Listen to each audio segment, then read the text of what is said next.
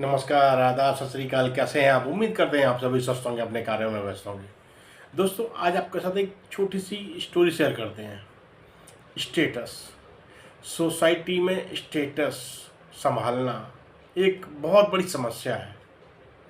Status जो इंसान का गर्दन और पीठ दोनों को झुका देता है, एक ऐसे बोझ में दबा देता है जिसको वो समझ ही नहीं पाता और उस बोझ के तले वो दबता चला जाता है। स्टेटस जो आपकी ख्वाहिशों को दबा देता है।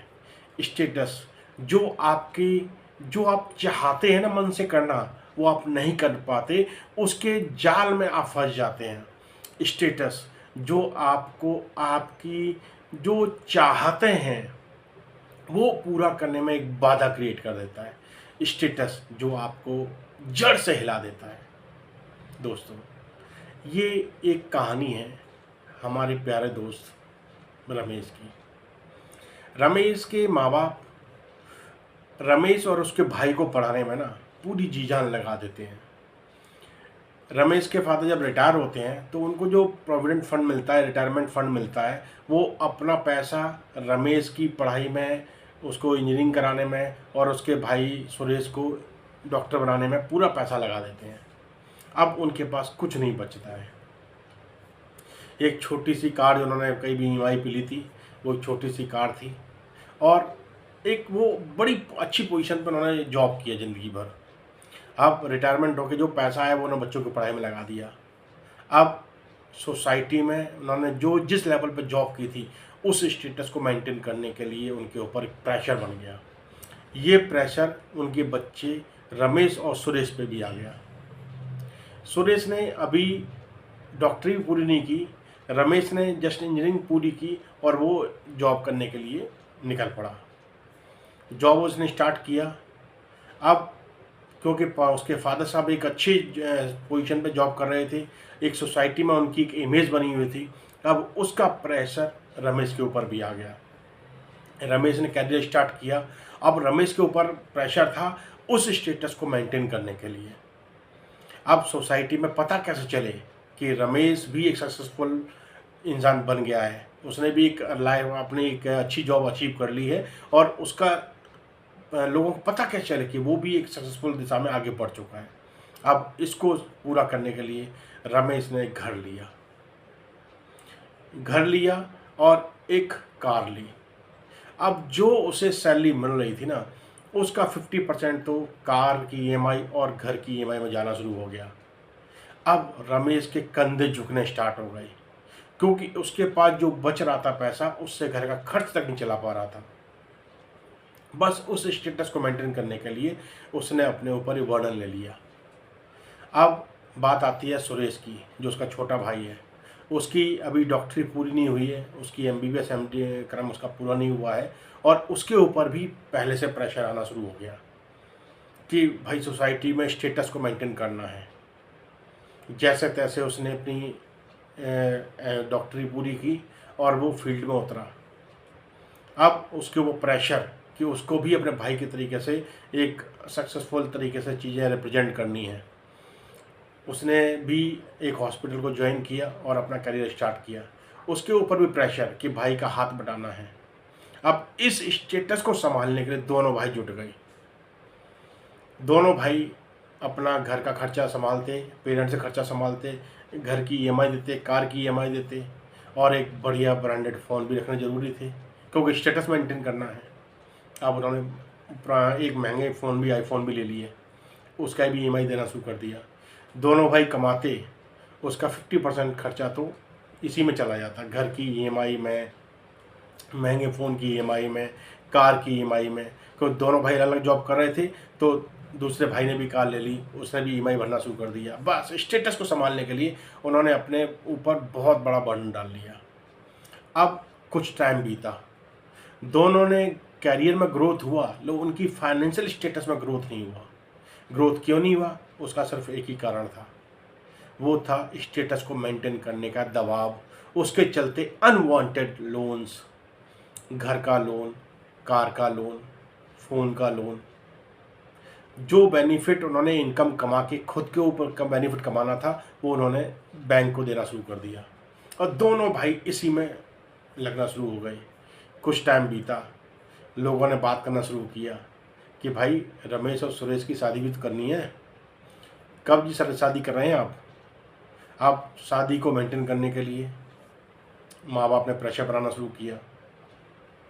उनके पेरेंट ने देखा, उनके पड़ोसी ने अपने बच्चे की शादी की, बड़े धूमधाम से उन्होंने 10-15 लाख रुपए की शादी खर्च करके शादी की। अब रमेश और सुरेश के फादर के वो प्रेशर कि उन्हें उनसे अच्छी शादी करनी थी अपने बच्चों की।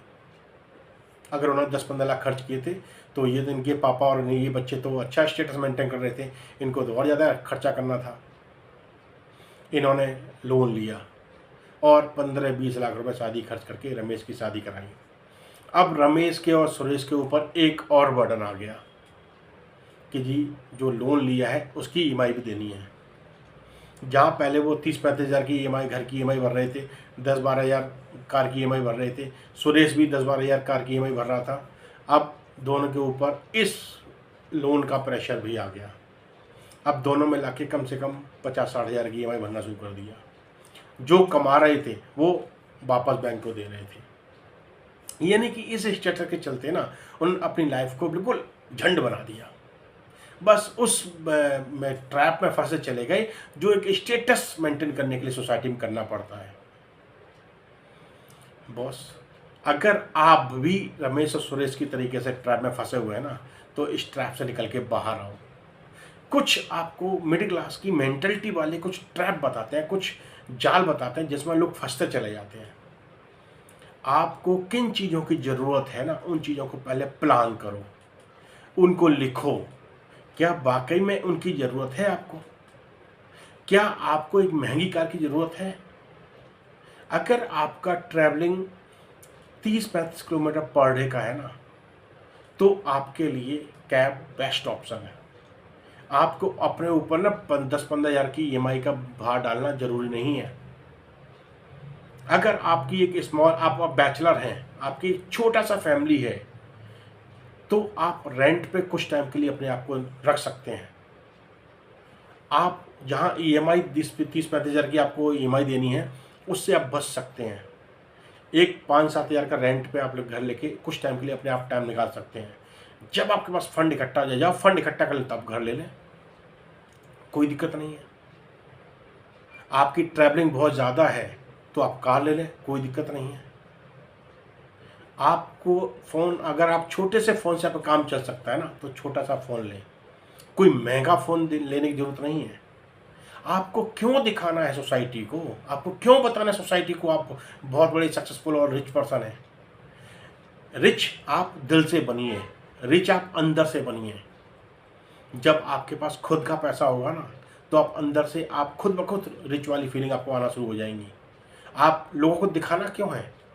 लोगों को क्यों दिखाना है? कभी आपने गौर किया है कि जितने भी बड़े सक्सेसफुल लोग हैं ना, वो कभी भी ब्रांडेड कपड़े नहीं पहनते, लेकिन हाँ मिडिल क्लास जरूर ब्रांडेड कपड़े पहनेगा, क्योंकि फिल्म इंडस्ट्री वालों ने लोगों के ऊपर टैग जो लगा रखा है ना, ये ब्रांड बहुत अच्छा है, ये ब्रांड, इस ब्रांड के जूते बहुत अच्छे हैं, इस ब्रांड की शर्ट्स बहुत अच्छी है, इस ब्रांड की जीन्स बहुत अच्छी है। अरे जो जीन्स आपको 300-400 रुपये में मिल सकती है ना, वो जीन्स 1000, 3000, 10,000, 15,000 में मिलती है। जो शर्ट आपको 400-500 मिल सकती है ना, वो शर्ट आपको ब्रांडेड के नाम पे 3,000, 4,000, 5,000 में मिलती है। फैब्रिक वही है, सब कुछ वही है, बस ब्रांड है। ब्रांड के चलते एक मिडिल क्लास के लोगों को ब्रांड पहनने की ज़्यादा होड़ होती है, ज़्यादा शौक होता है, क्योंकि उनको लोगों को दिखाना है, अमीरी दिखानी है। अरे अमीरी दूसरों को दिखाने से नहीं होती, अमीरी होती है अपने अंदर चीज़ों को क्रिएट करके अपने आप को स्टेबिलिटी लाने की। आप अंदर से स्टेबिलिटी लाइए, अपने नॉलेज पे खर्चा कीजिए, अपने आप पे खर्चा कीजिए, गर्दन से ऊपर वाले हिस्से पे खर्चा कीजिए, जो आपके लिए कुछ करके दे। दूसरों को दिखाने से लाइफ में तुम्हें कुछ नहीं मिलने वाला। देखो, शादी करना बहुत बड़ी बात है। शादी हर पेरेंट की ख्वाहिश होती है उनके बच्चे की धूमधाम से शादी हो, लेकिन पहले आप अपनी फाइनेंशियल स्टेटस देखिए। क्या ज़रूरी है कि शादी में बहुत बड़ी धूमधाम से खर्चा किया जाए? क्या आपका पॉकेट आपको अलाउ करता है? अगर करता है तो ज़रूर कीजिए। अगर आपको लोन लेके शादी करनी है ना, तो ऐसी शादी से कोई फ़ायदा नहीं है। पल भर की 3-4-5 दिन की खुशी के लिए आपने लोन लेके पैसे उड़ा दिए, बर्बाद कर दिए, आग लगा दी समझो एक तरीके से, और उस आग को बुझाने के लिए आपने अपनी ज़िंदगी झोंक दी। ऐसा स्टेटस किस काम का? भाई स्टेटस बनाना है, आप अपना खुद का स्टेटस बनाओ, खुद का अपना ब्रांड वैल्यू बनाओ, खुद अपने आप में चीज़ों को सीखो और अपने लिए लाइफ के लिए उसको मल्टीप्लाई करो, अपने इनकम सोर्स बढ़ाओ। स्टेटस उससे बनेगा जब आप फाइनेंशियली स्ट्रांग होंगे ना, तो आप मेंटली आप पीस रहेगी आपको।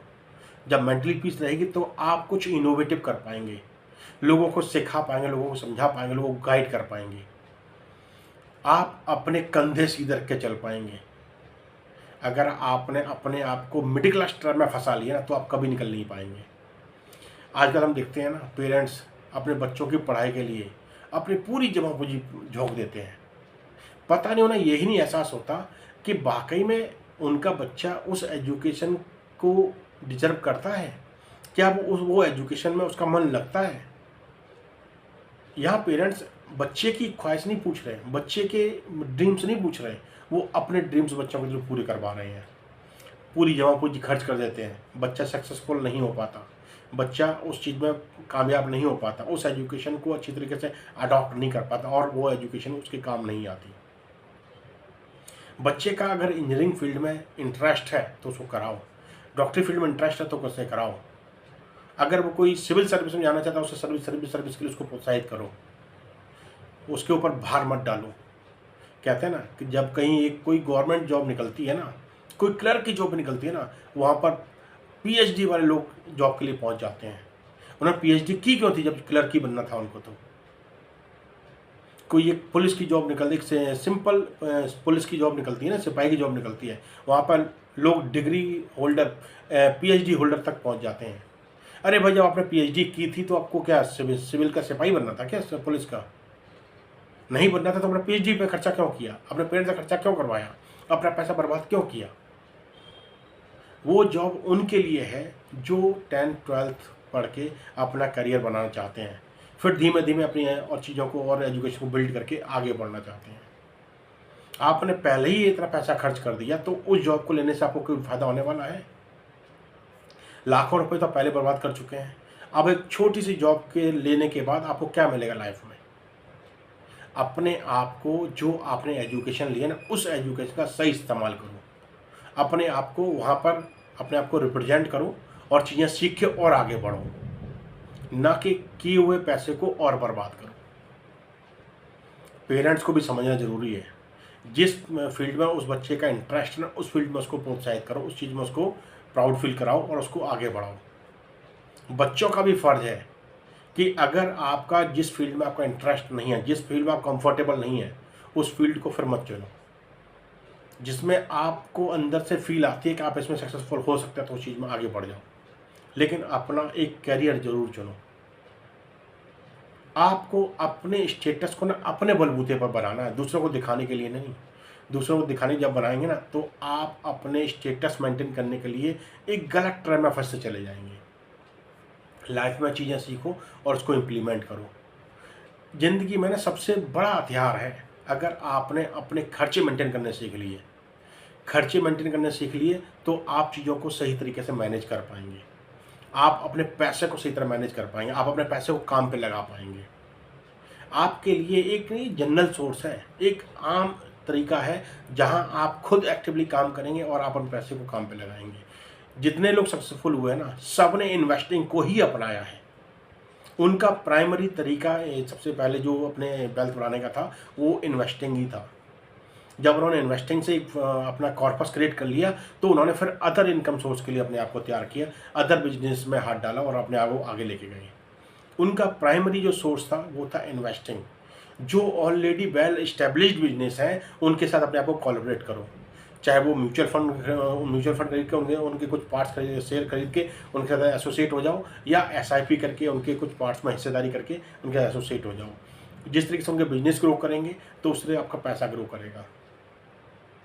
जरूरी नहीं है कोई बड़ा बिजनेस करके ही आप चीज़ें कर सकते हैं, आप कहीं से छोटे से स्टार्ट कर। देखो, जितने भी सक्सेसफुल लोग हैं ना, उन्होंने सब ने एक कहीं ना कहीं छोटे से शुरुआत की थी, छोटे से शुरुआत करके वो एक बड़े लेवल तक पहुँचे।